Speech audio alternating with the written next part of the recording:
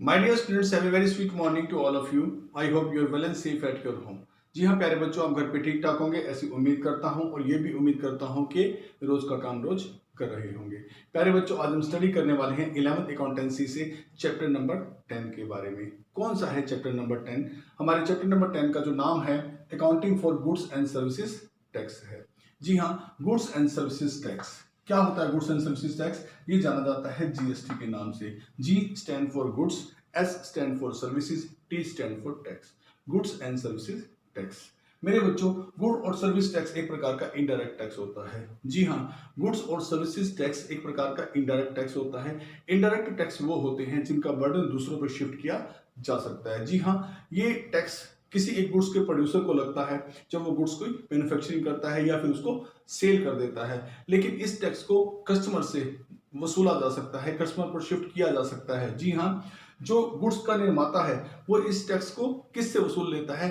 वो लगता तो गुड्स के ऊपर है, ठीक है, वो भरना तो पड़ता है किसी एक रिटेलर को या किसी एक होलसेलर को, लेकिन उसे कलेक्ट किया जा सकता है कस्टमर से। ऐसा टैक्स जो किसी दूसरे पर डाला जा सकता है उसे कहते हैं इनडायरेक्ट टैक्स। जी हाँ, जीएसटी एक प्रकार का इनडायरेक्ट टैक्स ही है जो कि एक प्रेस्क्राइब रेट से लगता है, पहले से निश्चित रेट से लगता है। प्रेस्क्राइब रेट का मतलब है पहले से निश्चित रेट से लगता है। किस पे लगता है? Every supply of goods and services, जब किसी गुड्स और सर्विस की सप्लाई आती है। जी हाँ, जब हम गुड्स और सर्विसेज को लेते हैं तो उस वक्त गुड्स को लेते वक्त भी उसमें जीएसटी ऐड होता है। जी हाँ, हमें उसकी रकम चुकानी पड़ती है। ऐसे ही हम किसी सर्विस को रेंडर करते हैं तो उसमें भी सर्विस की कॉस्ट में भी जो कॉस्ट के अलावा भी जो है टैक्स जो है इसमें होता है जिसे हमें देना पड़ता है। Except for the petroleum and alcohol substance for the human consumption. जी हाँ, ये किन पे नहीं लगा हुआ है? ये पेट्रोलियम और अल्कोहल से बने पदार्थों का जिनका कि ह्यूमन कंजप्शन करते हैं उनको छोड़ रखकर बाकी सब वस्तुओं पर ये लगाया जाता है। Here supply of goods means, यहाँ हमने कहा ना कि गुड्स की सप्लाई पर लगता है, तो गुड्स की सप्लाई से मतलब है गुड्स के सेल करने से।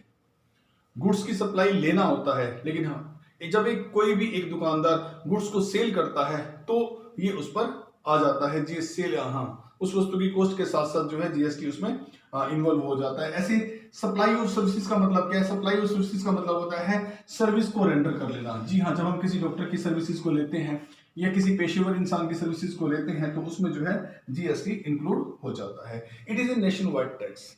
ये एक नेशन वाइड टैक्स है। जी हाँ, ये पूरे राष्ट्र में टैक्स, ये पूरे राष्ट्र का एक ही टैक्स होता है और इसको इस पॉलिसी पर बनाया जाता है कि ये जो है वन नेशन वन टैक्स की पॉलिसी पर बना हुआ टैक्स होता है। इसमें कई प्रकार के और टैक्स जो नेशनल लेवल, स्टेट लेवल पर या स्टेट गवर्नमेंट या सेंट्रल गवर्नमेंट लेती थी उनको यूनिफाई करके एक ही टैक्स बना दिया गया है। जी हाँ, ये एक प्रकार का नेशन वाइड टैक्स है। ये राष्ट्र में, सारे राष्ट्र में लागू होता है, देश के सभी जो है राज्यों पर लागू होता है, सभी यूनियन टेरिटरी पर लागू होता है। इसलिए मैं कह रहा हूँ कि नेशनल वाइज ये नेशनल वाइड टैक्स है, पूरे राष्ट्र में लागू है। जितने भी हमारे 28-29 राज्य हैं उन सब में लागू है भारत के, जितनी यूनियन टेरिटरी हैं उन सब में लागू है भारत के। तो ये इस प्रिंसिपल पर बना हुआ है कि एक राष्ट्र एक टैक्स, एक राष्ट्र एक टैक्स। पहले क्या होता था कि बहुत सारी टैक्स जो है स्टेट को लेने का अधिकार था, बहुत सारे टैक्सेस जो है वो सेंट्रल गवर्नमेंट को लेने का अधिकार था, लेकिन इन सबको मर्ज कर दिया गया।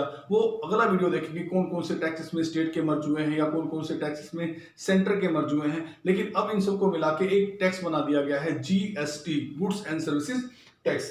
ये टैक्स जो है पार्लियामेंट के अंदर जो है 24 मार्च 2017 को पास हुआ था। ये टैक्स पार्लियामेंट के अंदर 24 मार्च 2017 को पास हुआ और ये अपना इफेक्ट कब से दिखाने लगा, कब से इसे इंप्लीमेंट कर दिया गया? इसे इंप्लीमेंट कर दिया गया 1 जुलाई 2017 से। बेटा मैंने इसकी ब्रीफ डिस्क्रिप्शन आपको दे दी है। अगली वीडियो में बताने वाला हूं कि इस जीएसटी के अंदर कौन कौन सी टैक्स मर्ज हैं, ठीक है, और इसका प्रैक्टिकल जरूर आता है। सो होप सो कि आप